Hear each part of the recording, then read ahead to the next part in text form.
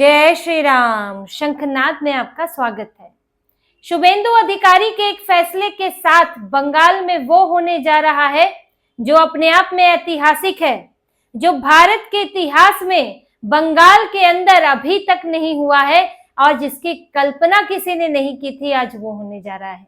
शुभेंदु अधिकारी ने घुसपैठियों के निपटान के लिए, घुसपैठियों को पकड़ने के लिए, उनको डिपोर्ट करने के लिए जो एक प्लान बनाया था, अब वो प्लान धरती पर, धरातल पर लागू हो रहा है और इन घुसपैठियों के लिए होल्डिंग सेंटर बनने वाले हैं, यानी कि डिटेंशन सेंटर बनने वाले हैं पश्चिम बंगाल के अंदर। ये डिटेंशन सेंटर आपने कुछ समय पहले यूपी में सुना होगा।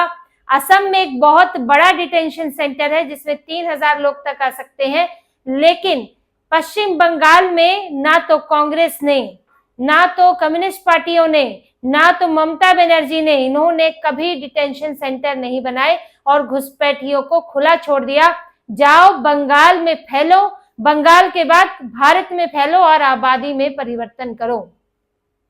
शुभेंदु अधिकारी ने सभी जिला अधिकारियों को, 23 जिले हैं बंगाल में, सभी जिला अधिकारियों को कहा है कि आप होल्डिंग सेंटर के लिए, जिसे डिटेंशन सेंटर भी कहा जाता है, उसके लिए एक जगह चिन्हित करें और होल्डिंग सेंटर बनाएं। ये सभी जिला अधिकारियों के पास आदेश जा चुका है और अगर एक जिले में एक डिटेंशन सेंटर भी बनेगा तो 23 डिटेंशन सेंटर बनने वाले हैं। अब इन सेंटर में क्या होगा? यहाँ पर जो घुसपैठिए पकड़े जाएंगे, जो बॉर्डर पार करते हुए इधर आते हुए पकड़े जाएंगे, उनको रखा जाएगा, या जो जांच के दौरान पकड़े जाते हैं उनको रखा जाएगा। साथ ही अभी तक क्या होता था कि जो फॉरेनर्स हैं, विदेशी हैं और यहाँ अपराध में पकड़े गए हैं, उनकी सजा पूरी हो गई तो उनको छोड़ दिया, अब वो यहाँ पर इधर उधर जाकर बस जाए, कोई ट्रैकिंग नहीं, कुछ नहीं। लेकिन अब जो छोड़े गए हैं उनका रिकॉर्ड तो है ही, जो छोड़े गए हैं, जिनकी सजा पूरी हुई या किसी वजह से उनको छोड़ दिया गया, अब उन्हें पकड़ा जाएगा और उन्हें डिटेंशन सेंटर में रखा जाएगा।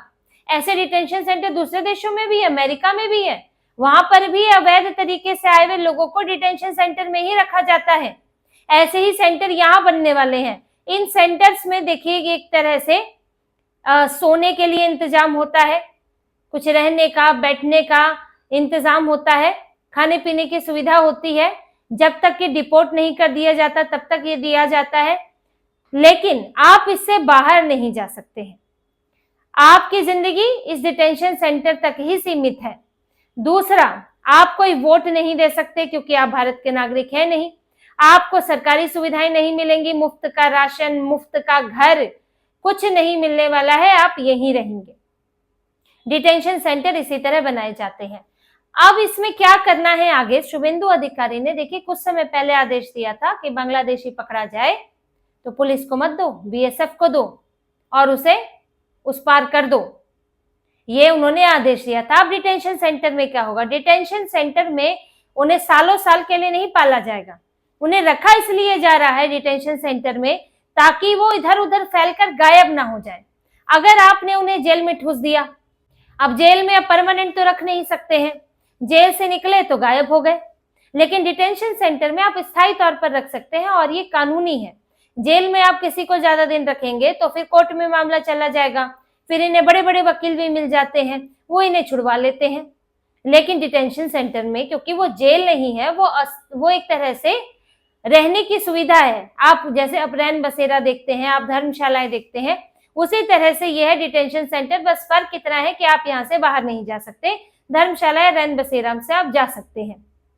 तो रहने का इंतजाम है ताकि एक जगह रहें और फैले नहीं, और यहाँ से इन्हें एक सिस्टमैटिक तरीके से, व्यवस्थित तरीके से इन्हें बांग्लादेश भेजा जा सके।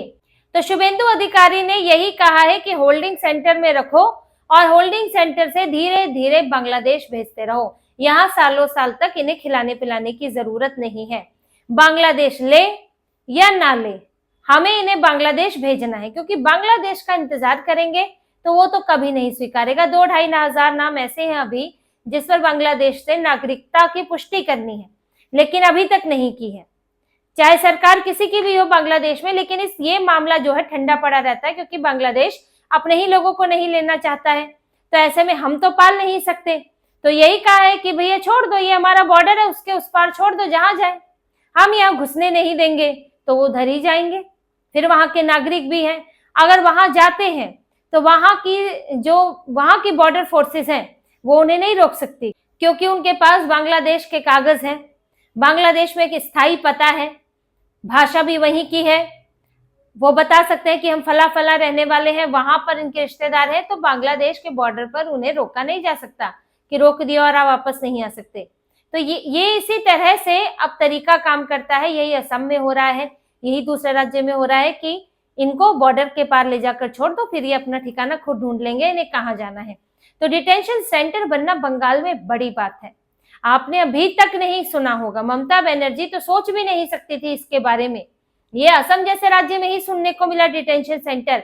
अब तो खैर दूसरे राज्यों में भी बन रहे हैं, महाराष्ट्र में भी बन रहे हैं, ये मुंबई में बनाया जा रहा है डिटेंशन सेंटर। वहां पर आसपास जो है बड़ी बांग्लादेशियों की आबादी है, तो उन इलाकों में बनाए जा रहे हैं जहां पर घुसपैठिए ज्यादा है, कब्जा करके रह रहे हैं और वहां के लोगों के लिए, सरकार के लिए मुसीबत बने हुए हैं। तो शुभेंदु अधिकारी अब इस पूरे प्लान को लागू कर रहे हैं जो उन्हें गृह मंत्रालय से बताया गया है। जैसा कि मैंने आपको पहले भी जानकारी दी थी कि गृह मंत्रालय ने अभी बीएसएफ के साथ बैठक की है और आगे एक बैठक बंगाल के, त्रिपुरा के और असम के मुख्यमंत्री के साथ होने वाली है। गृह मंत्री अमित शाह ने बीएसएफ को एक कार्यक्रम में यह भी कहा था कि अब इन तीनों जगह पर हमें पूरी ताकत से काम करना है, आपको सरकार का पूरा सपोर्ट मिलेगा, आपको नई तकनीक मिलेगी, जैसे माओवाद को खत्म किया है वैसे ही घुसपैठियों को भी इस देश से भगाना है। और बीएसएफ इसके लिए पूरी तरह से तैयार रहे। सिर्फ सीमा की सुरक्षा बीएसएफ का काम नहीं होगा, बीएसएफ का काम यह भी होगा कि वो राज्य में थाने से भी संपर्क रखे, पटवारी से भी संपर्क रखे, एसपी से भी संपर्क रखे, बीडीओ से भी संपर्क रखे, ताकि जो घुसपैठ कर लेते हैं और यहाँ कर बस जाते हैं उसकी सूचना मिल जाए, और जैसे ही सूचना मिले तो वो बीएसएफ के हवाले हो जाए वो व्यक्ति। बीएसएफ को ऐसे रास्तों की पहचान करने के लिए कहा गया है कि जहां से घुसपैठी आते हैं, जहां से गौ तस्करी होती है, और इन रास्तों को बंद किया जाए। बीएसएफ की जिम्मेदारी बढ़ाई जा रही है और साथ ही स्मार्ट बॉर्डर योजना भी लाई जा रही है। और ये जो हाई पावर्ड मिशन है इसके ये कई चरणों में लागू होगा। घुसपैठियों को लेकर, डेमोग्राफी चेंज होने को लेकर एक हाई पावर्ड मिशन बना है, तो वो चरणों में लागू होगा, उससे भी बीएसएफ मजबूत होगी। तो शुभेंदु अधिकारी ने कम समय में ये वो किया है जो किसी राज्य में 4-4, 5-5 साल में चीजें हो रही हैं, वो यहाँ पर महज 15-16 दिनों के अंदर शुभेंदु अधिकारी ने करके दिखा दिया। अब सब जिला अधिकारियों को चला गया लेटर, अब यहाँ डिटेंशन सेंटर बनेगा। अब घुसपैठियों के ऊपर है कि वो चुपचाप अपने घर लौट जाना चाहते हैं या फिर उन्हें बीएसएफ छोड़कर आए। तो घुसपैठिए तो बोरिया बिस्तर बांधने को मजबूर है ही, कई तो पहले ही छोड़कर जा चुके, कई रास्ता लगे हुए हैं कि जाते जाएं। तो ये अब घुसपैठियों के बीच में ये मैसेज जरूर है कि यहाँ पर रहना आसान नहीं है, और इसका सीधा असर सिर्फ इस तरफ नहीं होगा, बॉर्डर के उस तरफ भी होगा। तो ये जो तरीका बना हुआ था ना कि भारत में घुसने के लिए बंगाल बहुत अच्छा रास्ता है, अब वो मानसिकता खत्म होगी। जो रैकेट चलाते हैं उनके लिए भी मुश्किल होगी, तो लोगों के दिमाग में भी आएगा कि अब बंगाल जाना आसान नहीं है। जब जहां जाना आसान होता है, दरवाजा खुला होता है, तो जहां 5 जा रहे हो वहां 10 और आ जाते हैं। लेकिन जब कोई रास्ता बंद होता है तो जाने वाले भी रुक जाते हैं। तो यही होने वाला है। अब इनको डर तो ये लगता ही है कि भाई डिटेंशन सेंटर में क्या क्या हो सकता है। किसी एक जगह बंद होकर रहने में तो समस्या आएगी ही, लेकिन इन्हें ये समस्या झेलनी पड़ेगी क्योंकि भारत पर इन्होंने कब्जा किया हुआ है, भारत में अवैध तरीके से रह रहे हैं और भारत सरकार को इन्हें जल्द से जल्द भगाना चाहिए। अब ममता बनर्जी परेशान है इस सबसे, क्योंकि ममता बनर्जी के तो प्यारे वोट है, तो उन्हें सब कुछ इस्लाम पर अत्याचार ही लग रहा है, मुसलमानों पर अत्याचार लग रहा है। और इनकी कभी महुआ मोइत्रा कोई पिटीशन लेकर पहुंच जाती है गौकशी के खिलाफ कि नहीं गौकशी तो होनी चाहिए भाई ईद पर, उसके खिलाफ पहुंच जाती है। कभी इनकी पार्टी के दूसरे लोग पहुंच जाते हैं। अब इनकी परेशानी तो है ही, और इन्हें तो दिखाना भी है कि देखो हम सबसे करीब है मुसलमानों के, लोकसभा में हमें वोट देना। ममता बनर्जी तो यही सोचकर चल रही है, लेकिन शुभेंदु अधिकारी को उससे कोई मतलब नहीं है। अभी उन्होंने बकरीद को लेकर कई फैसले किए हैं। बकरीद में 1 दिन की छुट्टी कर दी है। ममता बनर्जी ने 2-2 दिन की छुट्टियां दी हुई थी, और सड़कों पर नमाज पढ़ना, सड़क पर इस तरह से बलि देना, ये सब पर रोक लगा दी है।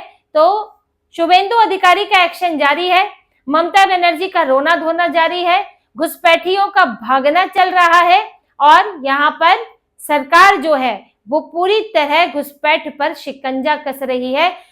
लगातार फैसले हो रहे हैं जिनका असर आपको अब डिटेंशन सेंटर भी दिखेंगे। डिटेंशन सेंटर जैसे यूपी की तस्वीरें आई थी वो आपको यहाँ भी दिखेंगी।